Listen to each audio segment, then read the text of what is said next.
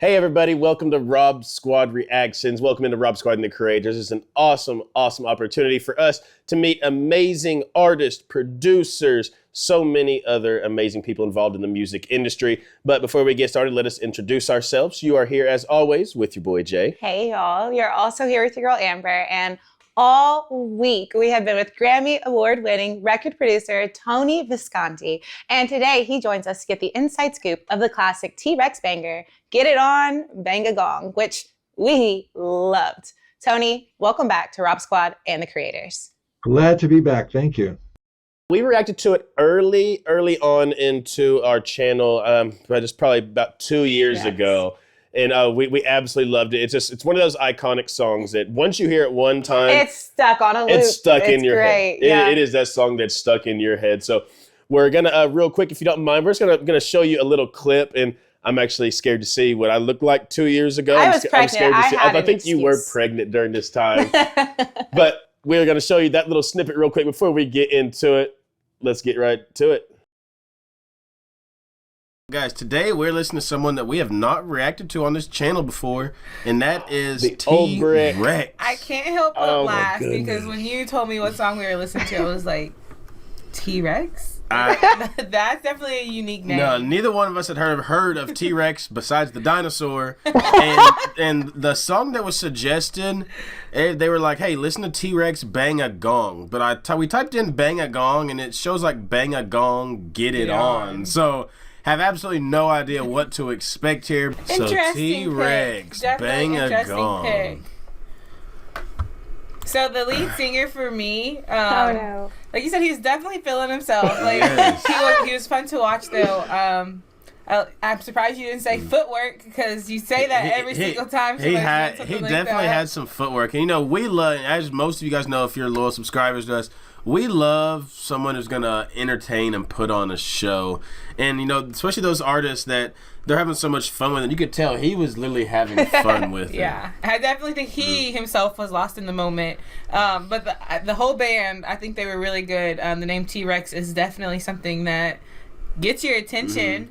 But I thought I heard some horns in there, but I didn't see somebody playing it. Am I crazy? I thought I heard some in there as well. Okay, maybe it was just in the soundtrack, and maybe I just didn't hear it. But overall, thoroughly enjoyed the song. Thank you guys so much. That was a different one. Oh my goodness! Make sure you drop down the comments. Oh, you looked adorable. The lead singer of T-Rex. That is back when we very first started recording with a paper brick wall, a recording on a dog crate. You know, it's funny though, because now I want to go back and watch the actual video of Bang It On, Get It, Bang a Gong, because of some of the stories we heard in our reaction with you, the Cosmic Dancer. And now I'm listening, I'm like, oh my gosh, he was really into it. He was really having a lot of fun. And now that I know his character a little bit better, I want to go back and like truly live it up with him in that moment. Yeah. I'll say, as soon as that part came up, I was like, oh, so it makes sense. The story you told us, and then obviously he was up there just showing out on stage, living his best life. Put those two together, and that's just him. Like you said, he was a character. So that was such a fun time, so long ago. Yeah, so long ago. Well, I'll tell you something. The reason why it's called Bang a Gong, Get It On is because exactly at that same time, there was an American R&B group who had a hit single with a song called Get It On. I feel inside a sight, get it on in the morning now.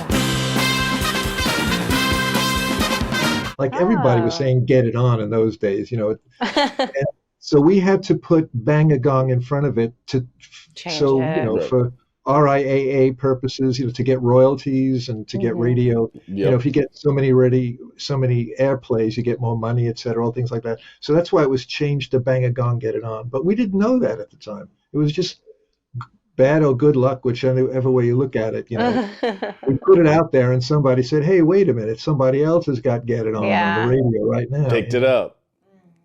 That's awesome. Well, we hear you have another song for us. The original T-Rex, Bang a Gong, Get It On. And I wanted to ask you before we got to that. I know like this song has been covered. Power Station covered it. Yes. If I'm they did. Correct. We did do that one. Yeah, I'll say, and you know, they did a really good version of it. Do you know of any others that have covered the song? No, not really. I know about the Power Station version, and Every time I see a live band who plays rock music, they play "Get It On." Yeah, get some people going. It's easy to remember. There's only 3 chords in the whole song. All right, let's check out T-Rex Bang a Gong. We're ready to jump right into it. Let's get it.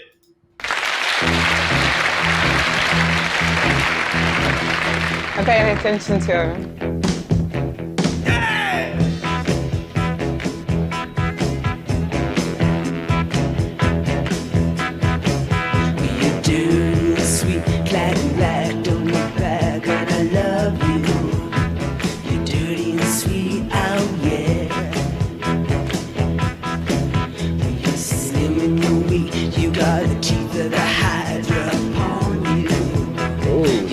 Sweet, you're my girl. Get it on, bang a gong. Get it on, get it on, bang a gong. Get it on.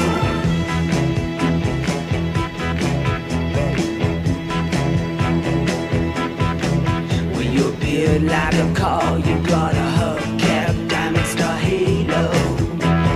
Like a car out there. You're hunting, that's the truth. With your cloak full of eagles. You're dirty, sweet, and you're my girl. Get it look on his face. I love it. Get it on. Get it on. Bang a gong. Get it on.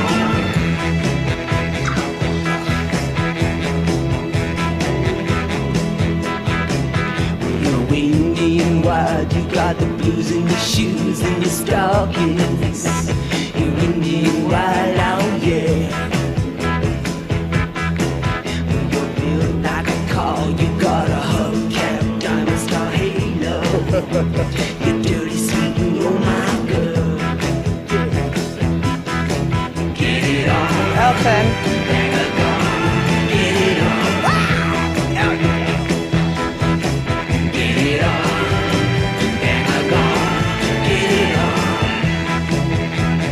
I think this may be one of the first songs that we really got with the bongo hand drums because we did it so early on in the channel. Yeah, for sure. No, coming from Cosmic Dancer to this and watching him on stage, he's so easy to just like fall into and watch every move he makes. He really captures your attention and just kind of holds it. So I'm thinking, obviously, we lost him pretty early on into his career, but with somebody who was so diverse in their sound and such a creative and had such a stage presence, I can only imagine what he could have done with the music industry if he had more time. If he lived as long as David, he would have had about 15 more albums out, Yeah, the confidence that he has on stage, naturally, like you gravitate towards it, and he really pulls you in. And Cosmic Dancer was such a cool song and so very different from this. I can only imagine the vast array of music that we would have gotten if he was able to continue. Well, there are about 8 albums out that he made. Check them out when you have the time. He was a very prolific writer. Yeah. He used to come with a school book, with the funny squiggles on the cover, like an ordinary school manuscript book. He just opened it up and he had about 50 lyrics in that book. And he would just flip through it. He'd go, okay, we'll do this song. And there was no shortage of writing. He had them all prepared. He had the next, 20 years mapped out in that little school book. That's awesome. The next 20 years, that is crazy. I'd like to point out a little nerdy thing that he played on the guitar, that every time I see a group play this live, they play the wrong chord. And I will do a great service to guitar players all over the world if I show you what that chord is. Yes, please. Go for it. Show them. So what people do is they go, they go like that.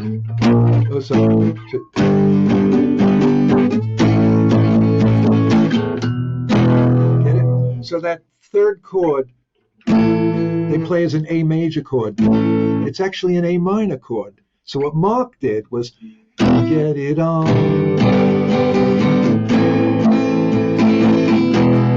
It's more haunting, Yeah, it's got that. It's got that more of a draw to it. All you guys and girls, it's an A minor chord. Right here. Y'all heard it first. We're gonna have to clip just that little part, a teaching lesson from the producer himself. It is an A minor. If you don't do that, I'll jump on the stage and smack you. This is such a great time again. Having you here has been a blast. Let's go ahead and finish this out.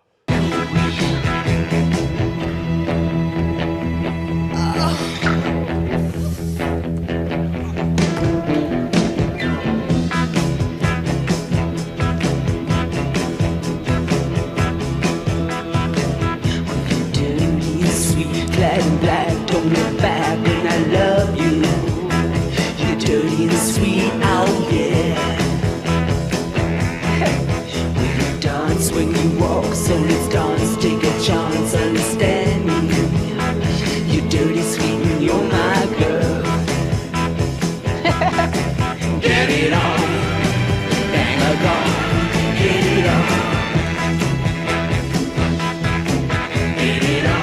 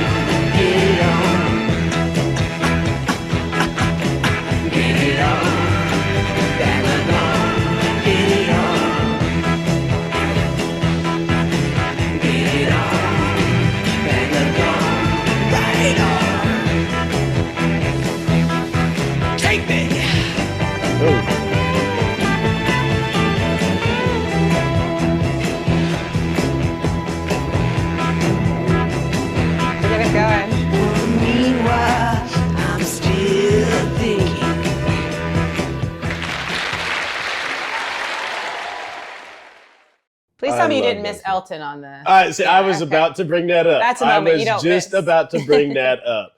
Elton on the piano. How did y'all pull that off?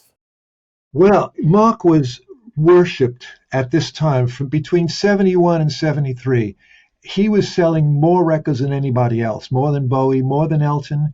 One of the singles, maybe even this one, we sold for a few weeks. We sold up to like 50,000 copies a day. Wow! I could see that though. He made loads of money, and I, as a producer, was on a percentage of that. So I was able to phone up the record label every day, and they say, "How much did we sell today?" You know. So this is the funny thing about Marc. He was always had to double things, and he always had to fib a little bit and boost himself up. So one day I phoned up and I said, "How much did we sell today?" And they said 20,000. I go, "Oh, great. Okay, that was wonderful." Put the phone down, and Marc would ring. The phone rang, and I picked it up. It was Marc, and he said, "Hey, Tony, he says, "We sold 40,000." And he had to double it. We sold 30,000. He'd say 60,000. Yeah. Hey, trying to make himself feel better. Oh, I love it. He's got a big personality. That is so funny. But hey, Tony, before you get out of here today, I wanted to ask you something because I heard all about your new autobiography, Bowie, Bolan, and the Brooklyn Boys. And I just had a question for you. Like, as a kid, did you ever imagine you would be in the spot you were in? I wanted to be a musician. When I was about 13, I played at a wedding and I made $5. And I said, "This is a good job." This is it. I already had a few years of guitar lessons, and I played ukulele and all that. And I said, "This is a good job. I'm going to stay in this business." So I did a lot of work in New York City until I was about 18, and I got a publishing contract. And then when the Beatles came out, I said, "How do I get to England? I got to go to England. That's where I belong." George Martin was my idol, the producer of the Beatles. And like him, I was a musician, and I also was an arranger. I had learned arranging in high school, and I could write for any size orchestra. What a great trait what a great skill to learn in high school. The high school was called New Utrecht High School, and it was in Bensonhurst, Brooklyn. Okay. And the head of the music department he understood that I was a talented kid. I came in with the guitar, and I played Malagueña for him.